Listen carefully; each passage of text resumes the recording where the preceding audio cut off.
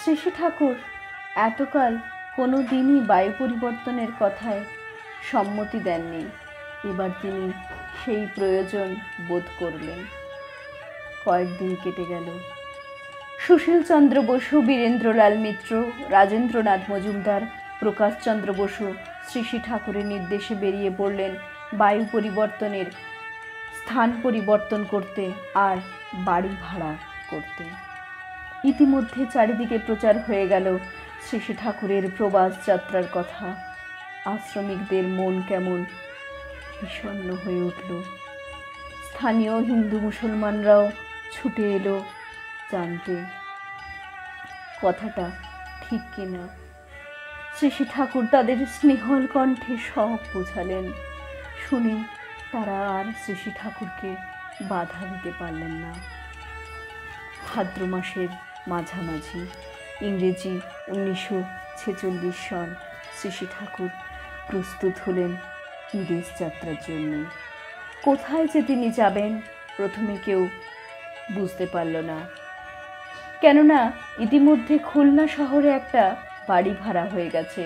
এদিকে সুশীলচন্দ্র বসু ও বীরেন্দ্রলাল মিত্র চলে গেছেন দেওঘরে বাড়ি ভাড়া করতে।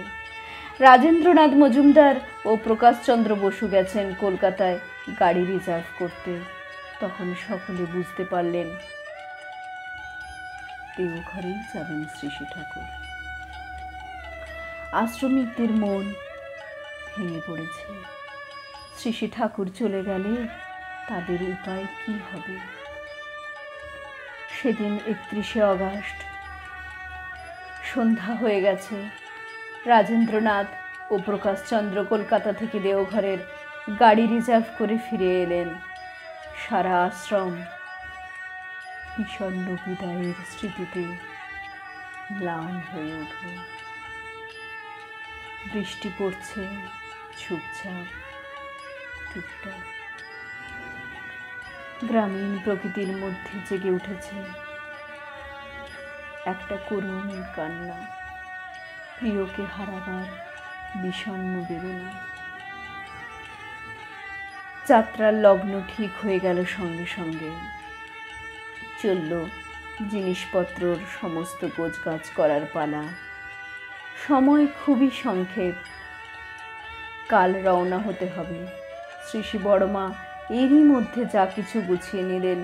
শ্রী শ্রী ঠাকুর শুধু নিলেন তার বাবা ও মায়ের ফটো দুটো। পরদিন 1 সেপ্টেম্বর। তখন দুপুরবেলা অঝরে বৃষ্টি হচ্ছে। মনে হচ্ছে আকাশ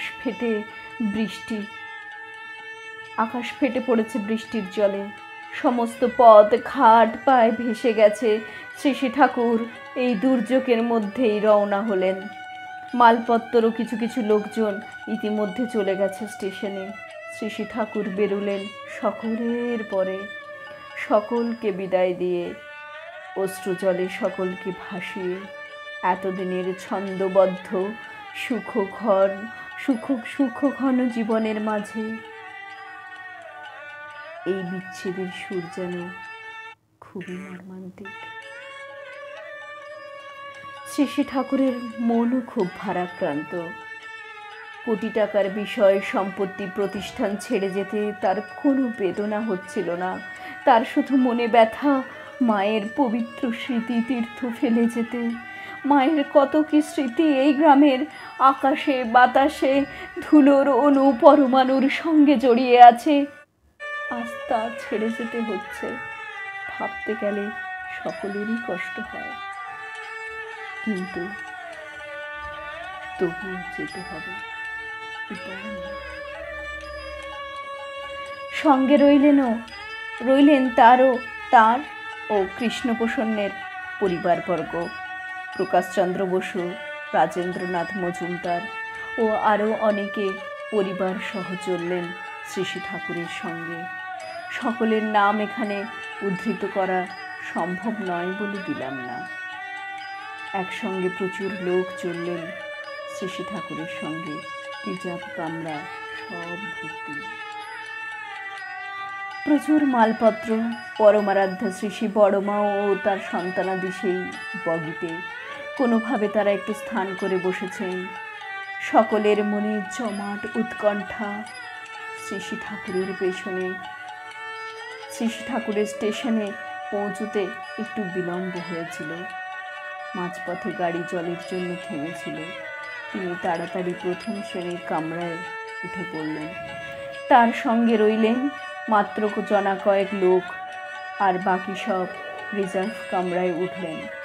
শ্রী ঠাকুর গাড়িতে বসে একটু উৎফুল্ল হয়ে উঠেছেন। কথা বলতে লাগলেন, তামাক খেতে লাগলেন, বর্তমান দেশের পরিস্থিতি সম্বন্ধে আলাপ আলোচনা করতে লাগলেন। এদিকে ট্রেন চলেছে হু হু করে, বিরামহীন গতি। সে যেন আজ আরও চঞ্চল, কিসের আনন্দে উন্মত্ত। ঘন ঘন বাঁশি শোনা যাচ্ছে তার। নৈহাটি স্টেশন। গাড়ি থেমেছে। শ্রী ঠাকুর খিদে অনুভব করছিলেন। তার ভোগের বন্দোবস্ত করা হলো। স্টেশনে এসেছিলেন বহু সৎসঙ্গী বৃন্দ। তারা সঙ্গে এনেছিলেন লুচি, তরকারি ইত্যাদি। সকলেই সেগুলো ভোজন করলেন। ট্রেন ছেড়ে দিল যথাসময়। রাত্রির অন্ধকার কেটে যেতেই দিন হয়ে গেল। দিন হয়ে নিয়ে এলো এক নবসূচনা। সেদিন সোমবার, 2রা সেপ্টেম্বর। প্রকাণ্ড একটা যন্ত্রদানব হুস হুস করতে করতে ক্লান্ত শরীরে এসে দাঁড়ালো বৈদ্যনাথ ধাম স্টেশনে। বহুদিনের জনপদ এই বৈদ্যনাথ ধাম আজ আবার মুখরিত হয়ে উঠল এক মহাজীবনের রাতুল চরণস্পর্শে। সুশীলচন্দ্র, বীরেন্দ্রলাল ও সুরেন সেন অপেক্ষা করছিলেন স্টেশনে।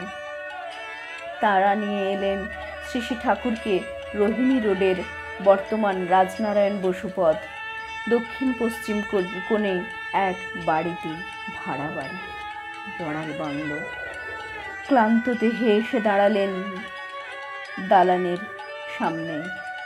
অন্যান্য সকলেও তার পাশে এসে দাঁড়ালেন। মালপত্র সব এসে গেল। শ্রী ঠাকুর সকলকে নিয়ে ঘরে ঢুকলেন। শুরু হলো সকলের জীবনের এক নূতন অধ্যায়। যাত্রা হলো শুরু। নতুন অধ্যায় টেনে দিলে পুরাতনের উপর এক কাল জবনিকা। ফেলে আসা দিনগুলো শুধু স্মৃতি হয়ে জেগে রইল সকলের মনে। তমসার পর অচ্ছেদ্য বর্ণ মহান পুরুষ ইষ্ট প্রতীকে আবির্ভূত। যদ্বিচারণে তদনুপাসনাতেই ব্রতী হই। জাগ্রত হও, আগমন করো, আমরা যেন একেই অভিগমন করি। এক উদ্দেশ্যেই বাক কর্ম বিনিয়োগ করি। এক নিরন্তরতায় সেই তাকেই যেন জানতে পারি।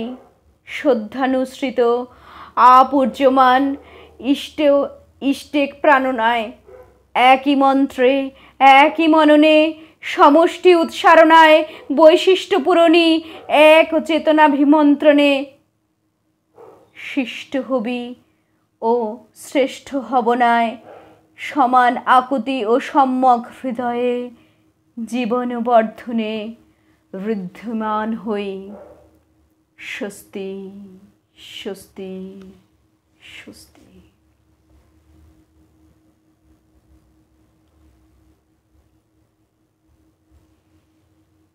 আবার একদিন